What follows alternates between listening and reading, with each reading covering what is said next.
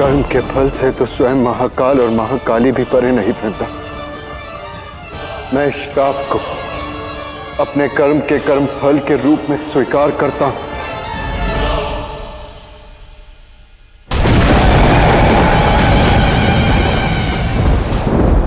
माता,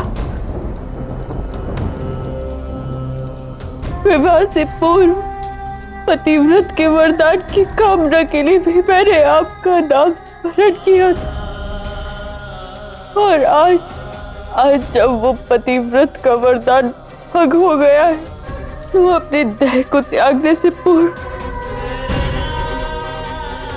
मैं एक बार पुनः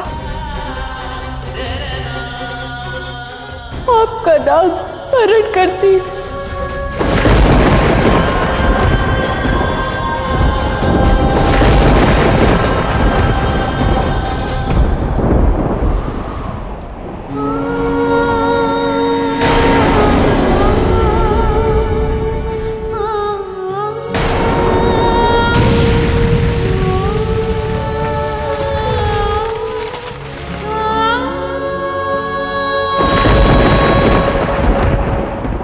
भले ही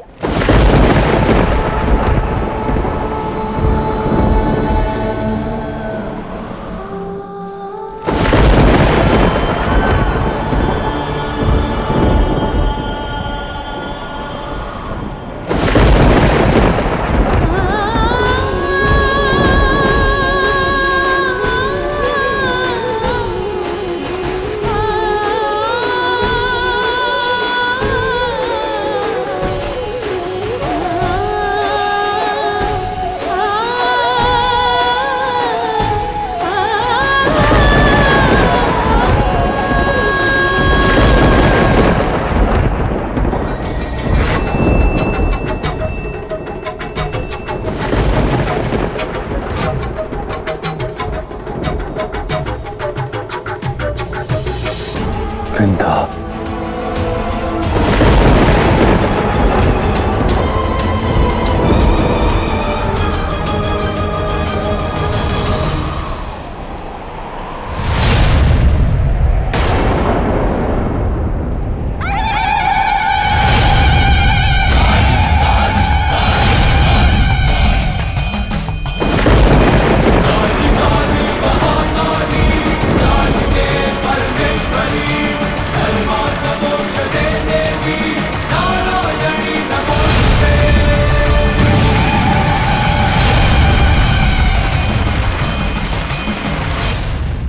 जलंधर पर विजय प्राप्त करने का केवल एक यही मार्ग था देवी। भले ही आपने अपने इस कर्म से जलंधर की पराजय सुनिश्चित कर दी नारायण, किंतु इस संसार में एक स्त्री की गरिमा और मान से सर्वोपरि अन्य कुछ नहीं। और अपने कर्मों के कर्म फल से तो मुक्त आप भी नहीं नारायण। मेरे यहाँ आने का कारण वृंदा का प्रतिशोध नहीं, अपितु इस संसार की प्रत्येक स्त्री के सम्मान का विषय है। इस संसार की हर स्त्री जिसमें एक वृंदा उपस्थित है, और यदि आज मैंने आपको जाने दिया तो एक स्त्री और देवी होने के नाते मैं स्वयं को कदापि क्षमा नहीं कर पाऊंगी। इसलिए आज आपको मुझसे युद्ध करना होगा नारायण। मैं आप पर आक्रमण नहीं कर सकता देवी। मैंने आपको युद्ध करने का अवसर दिया, किंतु अब मुझे आप पर प्रहार करना होगा।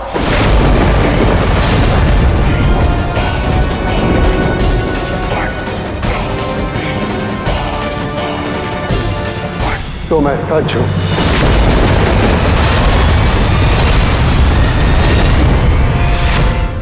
यदि तुम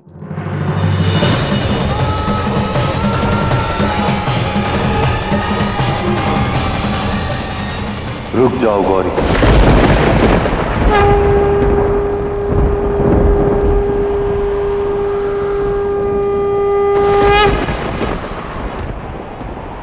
नहीं महादेव नहीं, यदि आज आपने नारायण का पक्ष लिया तो मैं आपसे युद्ध करने के लिए भी सज्ज हो जाऊंगी।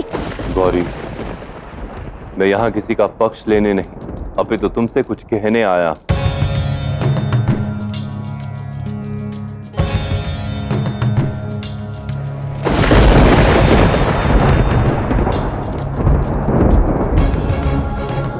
स्मरण करो गौरी, मैंने तुमसे कहा था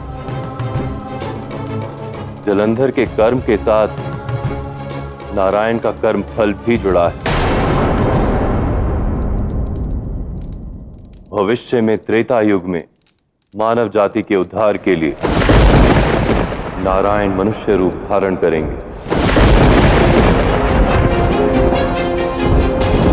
तब वृंदा द्वारा दिया गया ये श्राप नारायण की यात्रा को एक दिशा प्रदान करेगा।